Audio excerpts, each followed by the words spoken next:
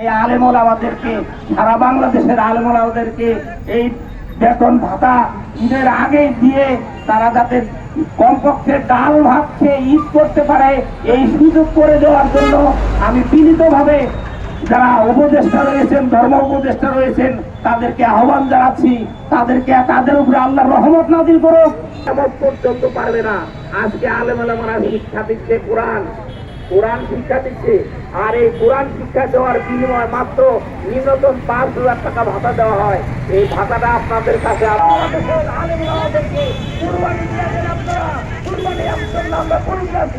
আপনারা সকলে আমাদেরকে দায়িত্ব পালন করে আমাদের বাংলাদেশের করতে পারে না।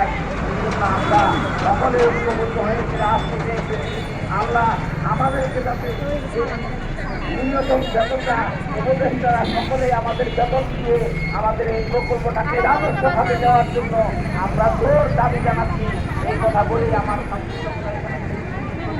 আসসালামু আলাইকুম ওয়া রাহমাতুল্লাহি ওয়া বারাকাতুহু।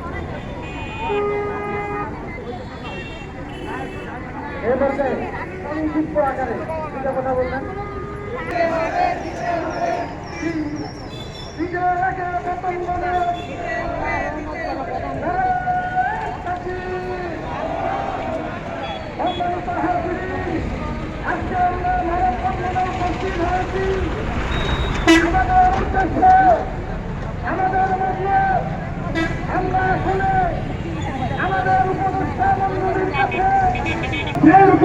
চেষ্টা করবেন না, যদি আমাদেরকে মসজিদ থেকে বের